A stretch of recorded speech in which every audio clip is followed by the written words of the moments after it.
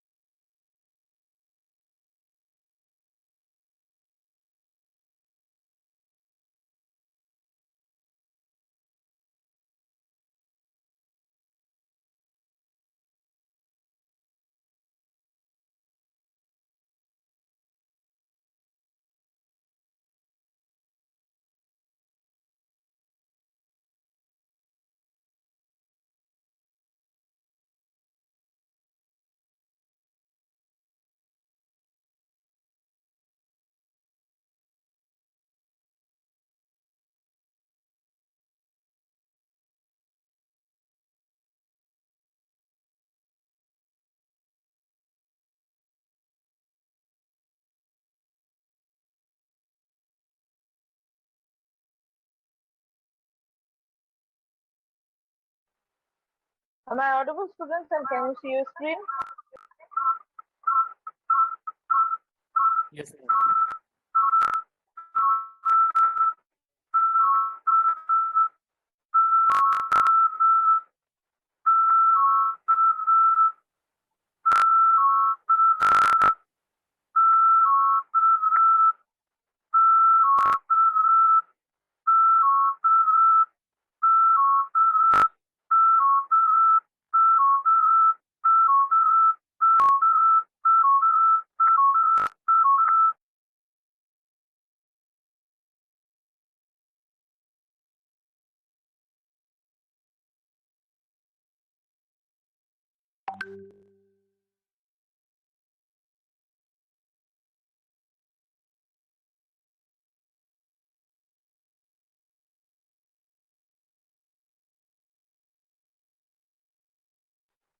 Am I audible, students? Is any noise coming till now? No, ma'am. It's okay. And can you see your board? If there is any problem?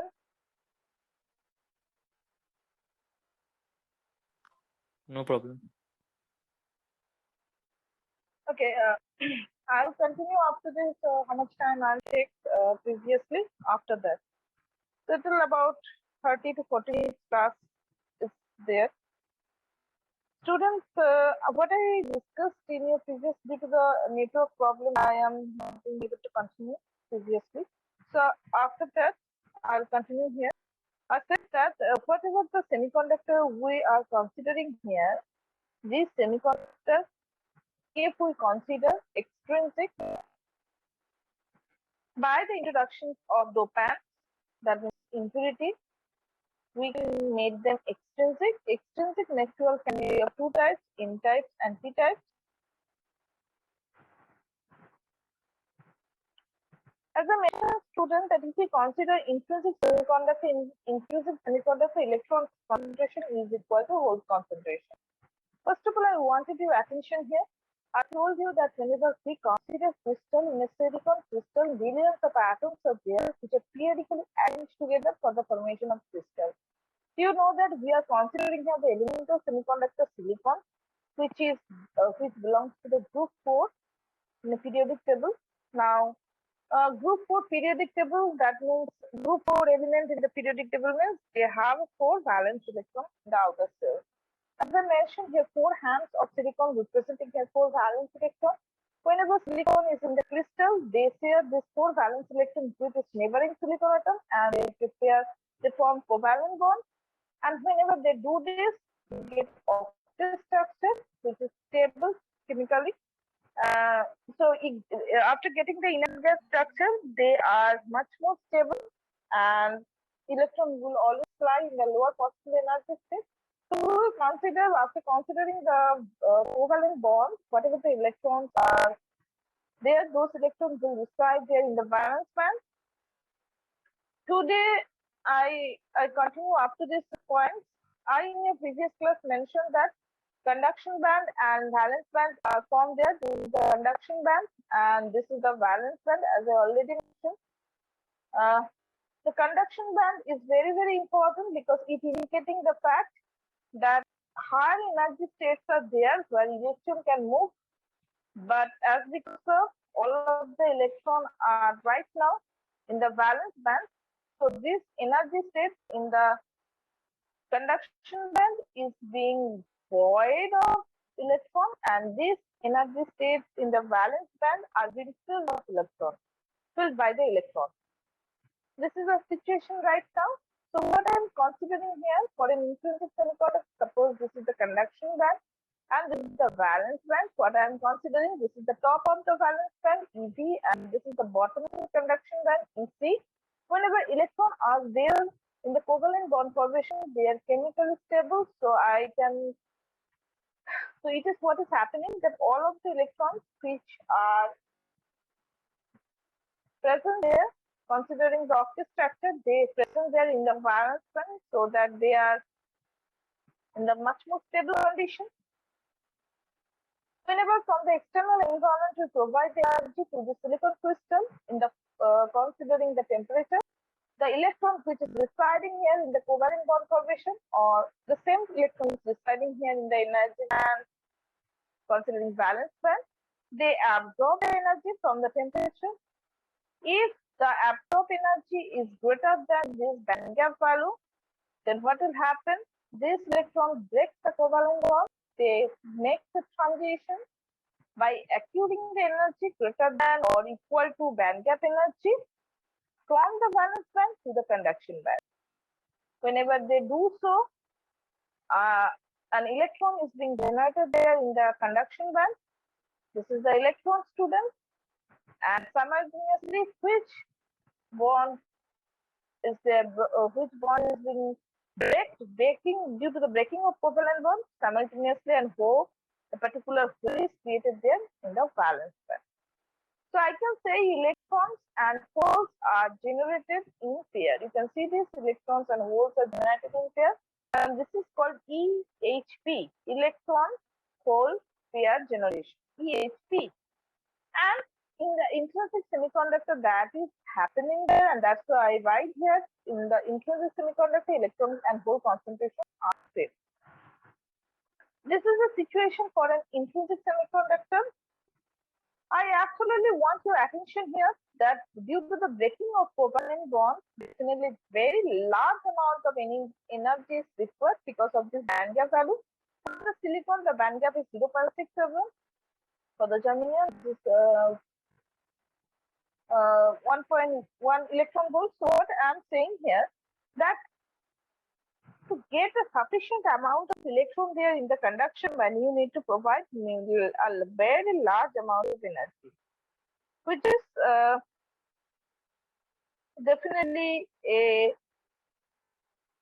required parameter. Another thing is that if you give a good sufficient amount of energy, then due to the breaking of covalent bond, what amount of electron that is created there, you can control them because of this electron will also collide with some other electron, and due to the collision, they can generate more electron by breaking the covalent bond. Just think about that. If I consider this is the excited electron, this excited electron, if try to move in that direction, they can collide with this silicon atom, and they can impart or release this energy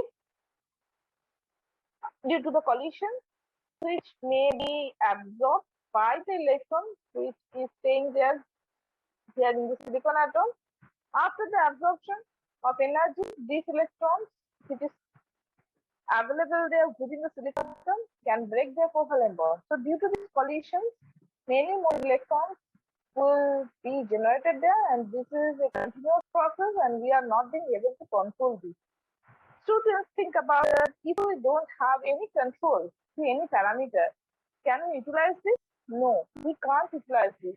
Until we have the control, we can't utilize those things. For example, whenever we try to generate hydroelectric power, then we will control the velocity of the turbine. Definitely, it is required there. Okay, and for that purpose, the bridges or dams are basically prepared.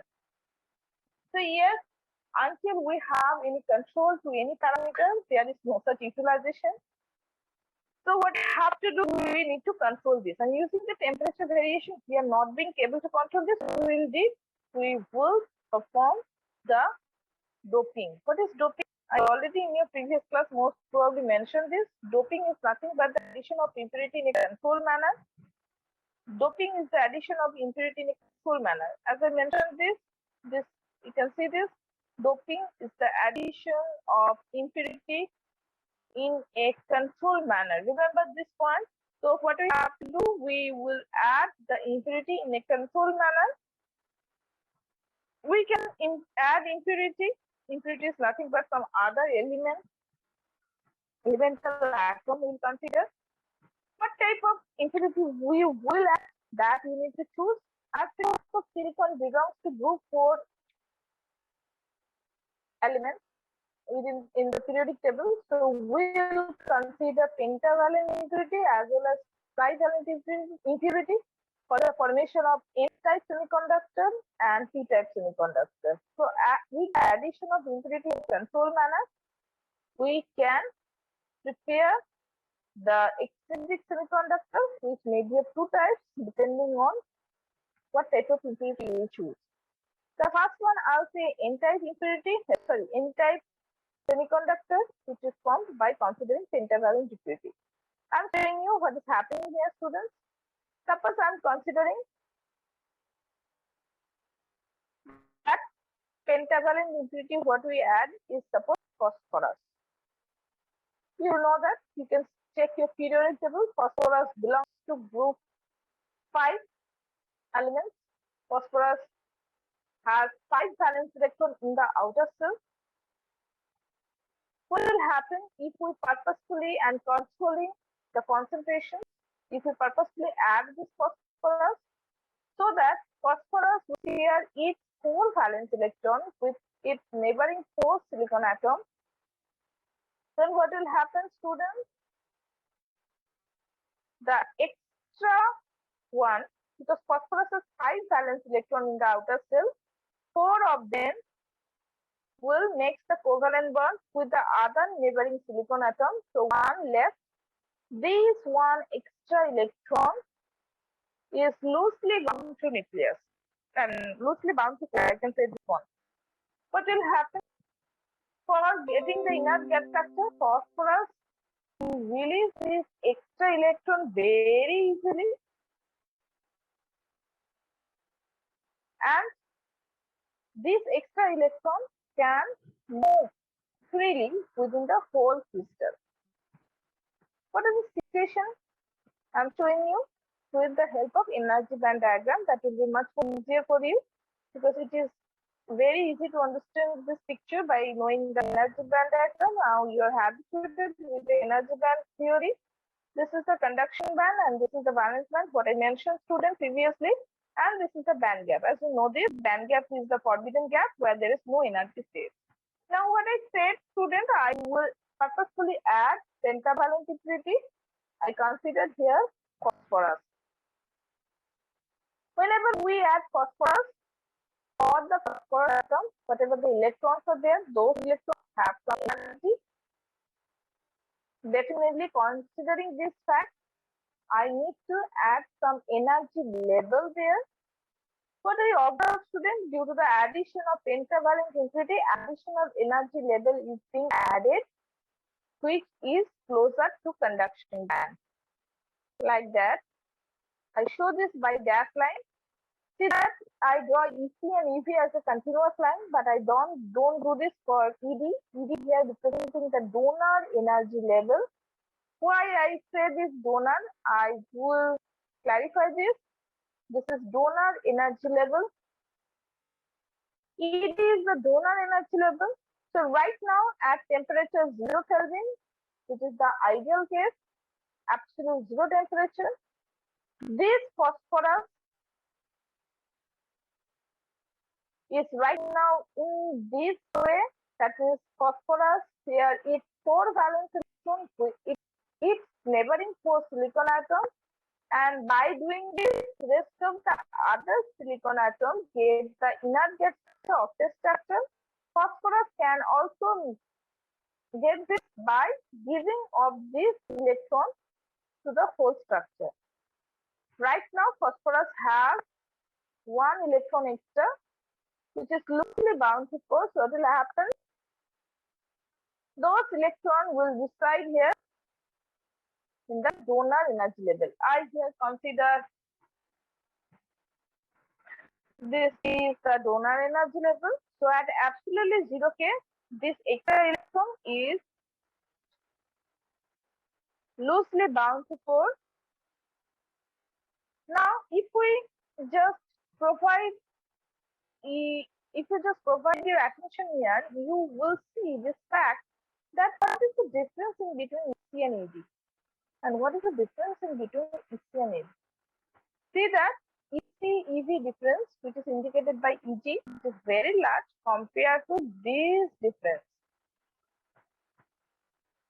Now, I wanted to remind you students that previously whenever we considered intrinsic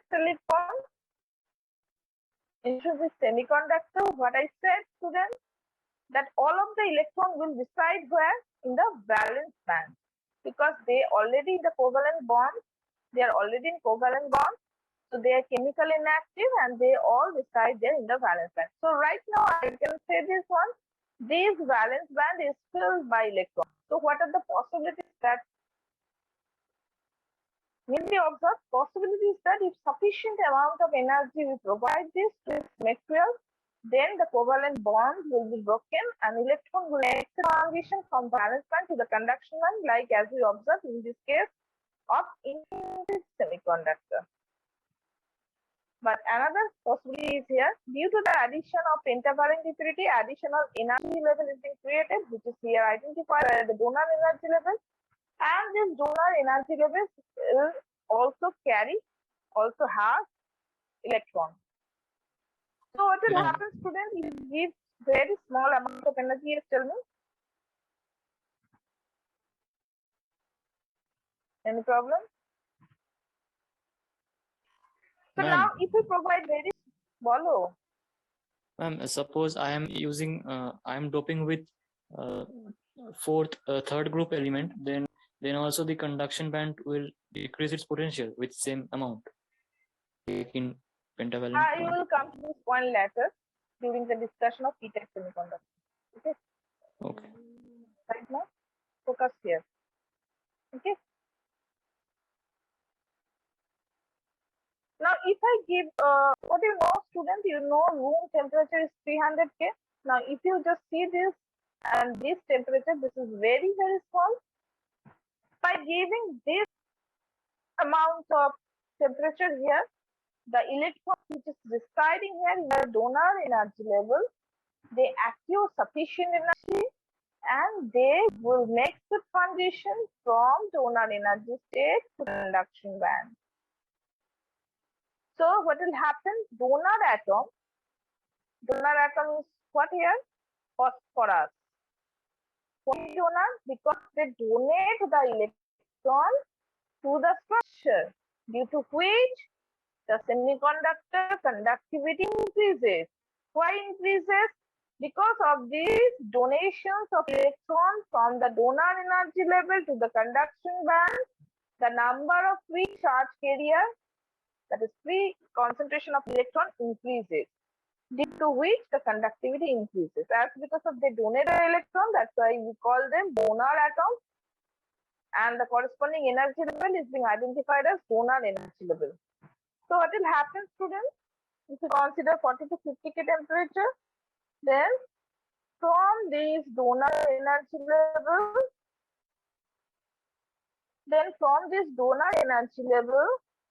the electrons are making a transitions here in the conduction band. So right now, this conduction band is in some of the energy state is being occupied by the electron. And at this temperature, few of the covalent bond may be broken down, but this is very, very small, tends towards zero, and from the valence band, some of the electrons can make the transition to the conduction band. But if we consider the earlier case, see this, for the availability of the free electron here in the conduction band, the temperature is raised in a significant amount compared to this case. So what we can conclude from this point, that at room temperature, sufficient amount of electrons are available there in the conduction band by considering doping of pentavalent impurity. As because we here increase the number of free electron concentration, that's why this type of semiconductor is called N-type semiconductor. So what we can conclude here, in N-type semiconductor, the number of electrons, how much amount of electron that is present there, this is much more than hole. Why I am telling this? I am telling this as because I already mentioned, students, why hole is created. Hole is created due to the breaking of covalent bonds. Whenever electron breaks the covalent bond, they make the transition from valence band to the conduction band. Simultaneously, a hole is created there in the valence band and electron is created there in the valence band. This is the concept that why hole is created. But we are not doing anything here. What do we observe here in this case of N-type semiconductor? Whatever the loosely bound electron is there, this loosely bound electron is right now free by overcoming the attractive force of the core nucleus. As because of it is free, they are making a transition from donor energy level to the conduction band. As you know, student, conduction band is basically nothing but it is a collection of energy level. The energy level of those energy state is higher compared to the valence band energy state. So definitely what we can say, in this energy band, lots of empty states are there. Electron can easily move through this empty state. That means they are absolutely free to move. So they can generate current. So overall, by increasing or for the increasing purpose of the electron concentration, we don't break here any covalent bond. Rather, we are utilizing the concept of relations of electron from the donor energy level to the conduction band. But yes, absolutely, you may provide your query here. I consider here donor impurity atom. Suppose I am considering the ND is the donor impurity concentration. Donor impurity atom like phosphorus itself is a neutron. Now, if one electron is being left from it, that is, if we consider minus E, then what is left? Left is donor plus minus neutral. So positively charged donor ion is left here. So this is right now positively charged donor ion. As you know, ions are immobile. So here, during the formation of free electron in the entire semiconductor, we are not generating any more. So what we can conclude from here, in the entire semiconductor, the majority charge carriers are electron. Electron concentration I denote here by small a. Hole concentration normally I denote by P. So I can write N greater than P.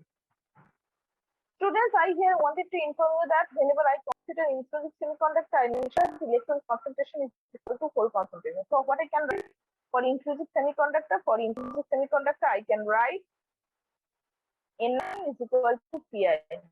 Here N belongs to the electron concentration, P belongs to the hole concentration, I stand for intrinsic. So Ni, that means intrinsic electron concentration, intrinsic area, intrinsic electron concentration is equal to intrinsic hole concentration. So that is not valid here for entire semiconductor. In the entire semiconductor, the thermal equilibrium. What is thermal equilibrium? I think I mentioned this.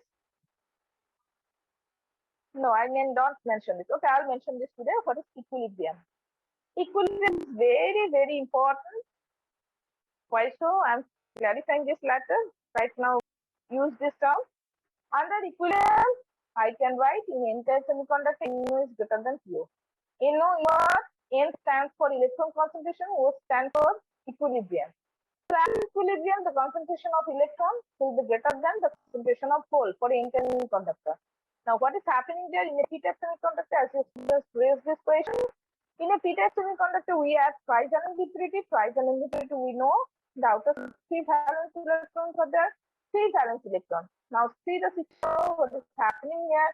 If irrespective of using phosphorus, if I add boron here, boron belongs to the group element in the periodic table.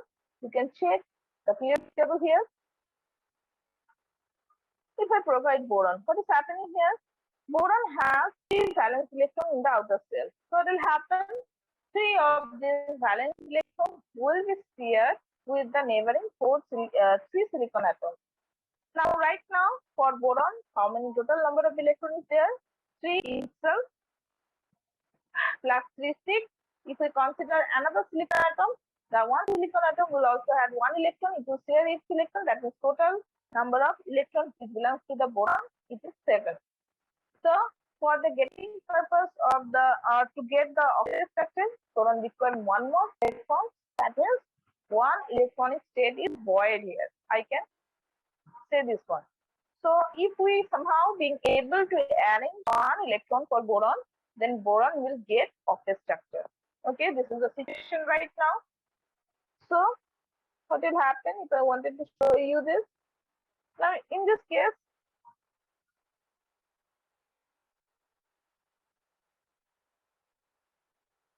I'm considering this is a conduction band. Considering the band diagram, I am just discussing this p-type semiconductor formation. Whenever we add tri-valent impurity, we are basically adding the energy for the boron. Generally, by observing the nature, we observe that whenever we add tri-valent impurity, the energy states or energy levels which are being added, this is much closer to the valence band. Likely that way, I just denote this energy level by EX, which belongs to accepted energy level. Why so I am just specifying this accepted energy level. You know, students, this is a band gap. What is the situation right now? Just check this. The gap between the EA and EP. This is very, very small compared to EG. But the positivity in this discussion, the positive is that, yes, we know that conduction band under 0 Kelvin temperature is totally being empty. Lots of empty energy states are there where electron can reside, but as because of all of the electron are in the covalent bond formation, so they all reside there in the valence band. No free electrons are available there in the conduction band. What is the situation? Another situation due to the addition of boron here. Due to the addition of boron here, we add extra energy level. The extra energy level is very much closer to the valence band, as you can see. Previously, within the forbidden energy gap, no energy states are there, but due to the addition of boron atom, we additionally create here extra energy level, which is here being identified by E, extra energy level.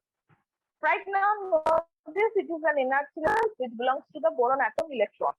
Whatever the electron that belongs to the boron atom, for this electron, whatever energy levels are there, that is here right now. So what will happen, students? As I already mentioned,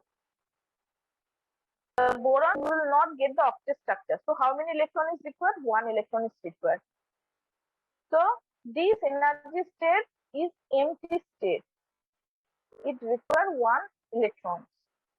As I already told you, students, at 0 Kelvin temperature for silicons, all of the electrons are in covalent bond formation. They all reside in the lower possible energy state, that is, they will reside in the valence band.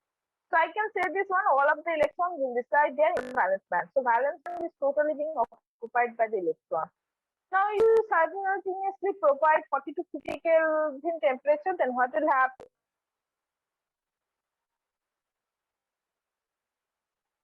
Some of the electrons from this valence band will make the transition to the accepted energy level, which is possible because of this small energy difference in between EA and EV. Due to this transition, empty states are created there in the valence band, which I resemble here by hole, which has positive charge, and acceptor energy level will accept the energy. So this is right now the electrons. So acceptor states are accepting the energy. That's why this energy level is normally called energy level. So due to the addition of boron, what we did here, we add hole here. Hole. What hole? Hole is the free charge particle. Why it is so much important? It is important as you observe. Without free electronic state, electron can't move. You can consider a very simple example, students. If I consider a narrow road is there, and within that narrow road, no such tight place is there through which vehicle can go. If we consider that narrow road is being occupied by 3 vehicles already, one new vehicle make an entry, and this vehicle wanted to go through this road, but due to the lack of space, this new vehicle can't move further. So what is the situation right now? If you closely see this example, then you can conclude that without any vacuum space, still a new vehicle make an entry, but due to the lack of space, this new vehicle can't move through this road. This situation is valid also here. I already mentioned this, students. The valence band is totally being occupied by the electrons. So no free states are there, but many more number of electrons are there in the valence band. But due to the lack of empty space, the electron can move. But now what we did here, we purposefully add boron belongs to the due to the addition of boron, we create empty state there in the valence band. Through this valence band, electron can move. How electron can move? I'm showing you, giving a pictorial idea. That's what is happening there. If you consider the small circle belongs to electron and this big circle representing hole, electron negative charge, it will be acted towards positive. Suppose I consider electron makes a transition here. What will happen after this? This hole is being occupied by the electron.